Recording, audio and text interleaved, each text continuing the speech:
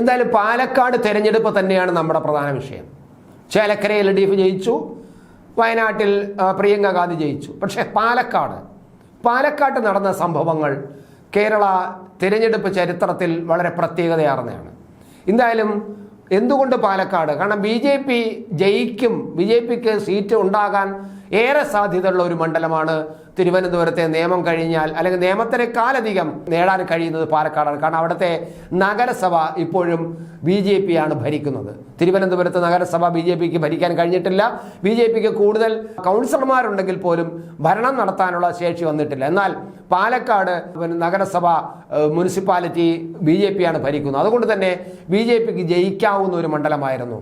കളഞ്ഞു കുളിച്ചു BJP എന്നാണ് ഇപ്പോൾ രാഷ്ട്രീയ കേന്ദ്രങ്ങൾ വിലയിരുത്തുന്നത്. ഇതിന് കാരണം എല്ലാവരും വിരൽ ചൂണ്ടുന്നത് സുരേന്ദ്രന് നേർക്കാണ്. BJPയുടെ സംസ്ഥാന പ്രസിഡന്റായ സുരേന്ദ്രൻ ആണ് ഇതിനെല്ലാം കാരണം. ആ നേതൃത്വം മാറിയാൽ മാത്രമേ വിജയിക്കൂ. അല്ലെങ്കിൽ കേരളത്തിൽ BJPയുടെ കാര്യം കട്ടപ്പുകയാണ്, ഗോപിയാണ് എന്നൊക്കെയാണ് പലരും പറയുന്നത്. പക്ഷേ ഒരു സുരേന്ദ്രനെ മാറ്റിയത് കൊണ്ട് BJP വിജയിക്കുമോ? ഒരിക്കലുമില്ല. BJPയിൽ സുരേന്ദ്രന് പകരം ഒരു Xന് പകരം ഒരു Yയെ കൊണ്ടുവന്നാൽ, അതല്ലെങ്കിൽ സുരേന്ദ്രന് പകരം യഥാർത്ഥത്തിൽ ഈ സാക്ഷാൽ സന്ദീപ് വാര്യർ തന്നെ തിരിച്ചു കൊണ്ടുവന്ന് സംസ്ഥാന പ്രസിഡന്റാക്കിയാൽ പോലും BJP കേരളത്തിൽ ഇതുപോലെ തന്നെ മുന്നോട്ട് പോകും. പലതരം ജയിക്കാൻ കഴിയില്ല എന്ന് തന്നെയാണ് കാണേണ്ടത്. കാരണം മാറേണ്ടത് നേതൃത്വമല്ല, BJPയുടെ പൊതു ശൈലി തന്നെയാണ്. അതായത് ഈ സിസ്റ്റം തന്നെയാണ്. BJPയുടെ കേരളത്തിലെ പ്രവർത്തനത്തിൻ്റെ ടോട്ടൽ സിസ്റ്റം മാറിയാലേ പറ്റൂ. അതിന് ഇപ്പോഴത്തെ BJPയുടെ സ്ഥാന നേതൃത്വത്തിൻ്റെ ശൈലിയും മാറണം, നേതൃത്വം കൂടോടെ മാറണം. ഒരാൾ മാറിയതുകൊണ്ട് ഒരു കാര്യവുമില്ല. കൂടോടെ, അത് ഓരോരുത്തരും പേര് നമ്മൾ പറയുന്നില്ല.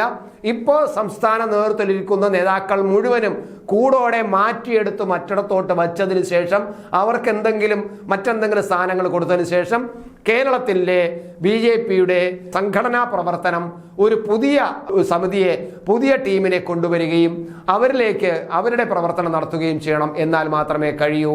അത് ഇന്ത്യയുടെ പല പ്രദേശത്തും BJP തെളിയിച്ചതാണ്. പഴയ ആ നേതൃത്വത്തെ ഈ ചടഞ്ഞുകൂടിയിരുന്ന് പഴയ ചൊറിയലും മാന്തലും ആയിരിക്കുന്ന നേതാക്കന്മാരെ എല്ലാം കൂടോടെ എടുത്ത് മാറ്റി വച്ചിട്ട് പുതിയ നേതൃത്വത്തെ കൊണ്ടുവന്ന സ്ഥലങ്ങളിലെല്ലാം BJPക്ക് അതിന് നേട്ടം ഉണ്ടാക്കാൻ കഴിഞ്ഞിട്ടുണ്ട്. അത് കേരളത്തിലും ഇനി ഉണ്ടാകണം. ആ ശൈലിയും ആ സിസ്റ്റവും പുതിയത് തന്നെ വരണം.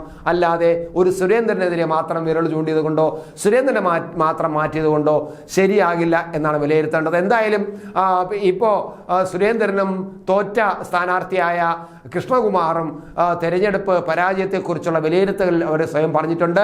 അതായത് ഈ അസംബ്ലി തെരഞ്ഞെടുപ്പിന് വേണ്ടിയുള്ള ആത്മപരിശോധനയുടെ വേദിയായി ഇത് മാറിയിട്ടുണ്ട്. ഞങ്ങൾക്ക് എന്തെങ്കിലും കുഴപ്പമുണ്ടെങ്കിൽ ഞങ്ങൾ പരിശോധിക്കും. കൂടുതലായിട്ട് ഞങ്ങൾ ഈ അടുത്ത മുനിസിപ്പാലിറ്റി തെരഞ്ഞെടുപ്പ്, അതായത് നഗരസഭാ തെരഞ്ഞെടുപ്പിന് ഞങ്ങൾ ശ്രദ്ധിക്കും. ഞങ്ങൾക്ക് ഇപ്പോൾ ഉണ്ടായിരിക്കുന്ന വീഴ്ചകളെല്ലാം ഞങ്ങൾ പരിശോധിക്കും. ഇപ്പോൾ 28 മുനിസിപ്പാലിറ്റിയിലെ അംഗസംഖ്യയെങ്കിൽ അടുത്ത ഞങ്ങളത് 38 ഉയർത്താനുള്ള പ്രവർത്തനങ്ങൾ നടത്തും. എന്ത് കുറവുണ്ടെങ്കിലും ഞങ്ങൾ പരിശോധിക്കും എന്നൊക്കെ പറയുമ്പോഴും ഈ പരിശോധിക്കുന്നത് പരസ്പരം ചെളിവാരി എറിയാനും പരസ്പരം കുറ്റപ്പെടുത്താനും ഞാൻ ശരിയാണ്, എൻ്റെ നേതൃത്വം ശരിയാണെന്ന് സമർത്ഥിക്കാനും വേണ്ടിയുള്ള പരിശോധനയാകരുത് എന്നതാണ് ഈ BJPയെ ഉറ്റുനോക്കുന്ന BJP സ്നേഹികളായ ആൾക്കാർ പറയുന്നത്. എന്തായാലും സുരേന്ദ്രനും അത്തരത്തിൽ ചില അഭിപ്രായങ്ങൾ പറഞ്ഞിട്ടുണ്ട്. തങ്ങൾക്ക് പാലക്കാട് ഉണ്ടായിരിക്കുന്ന പരാജയം ഞങ്ങൾ അംഗീകരിക്കുന്നു എന്ന തരത്തിൽ തന്നെയാണ് സുരേന്ദ്രനും അഭിപ്രായം പറഞ്ഞിരിക്കുന്നത്. എന്നാൽ ഈ ന്യൂനപക്ഷ സമുദായങ്ങളുടെ ഓരോ വീടുകളിലും കയറിയിറങ്ങി കൃഷ്ണകുമാറിനെ വിജയിപ്പിച്ചാൽ വർഗീയ കലാപം ഉണ്ടാകുമെന്ന് മുൻ MLA പറഞ്ഞു എന്ന ഒരു ആരോപണം കൃഷ്ണകുമാർ ഉന്നയിക്കുന്നുണ്ട്. അത് ഏത് MLA ആണ്, എന്താണ് പറഞ്ഞത് എന്നത് ഇവിടെ വ്യക്തമാക്കേണ്ടതാണ്. അത് പൊതുസമൂഹത്തിൽ നിരത്തേണ്ടത് തന്നെയാണ്. അങ്ങനെയാണെങ്കിൽ BJP വിജയിച്ചാൽ വർഗീയ കലാപം ഉണ്ടാകുമെന്ന് പ്രചരിപ്പിക്കുന്ന MLAയെ സമൂഹത്തിൽ മുന്നിൽ നിർത്തി അദ്ദേഹത്തിനെ സമൂഹം തന്നെ വിചാരണ ചെയ്യേണ്ടതാണ്. എങ്ങനെയാണെന്നുള്ളത് BJP ഇങ്ങനെ തിരിഞ്ഞും മറിഞ്ഞും പറഞ്ഞാൽ പോരാ. അത് കൃഷ്ണകുമാർ അത് തുറന്നു പറയുക തന്നെ വേണം.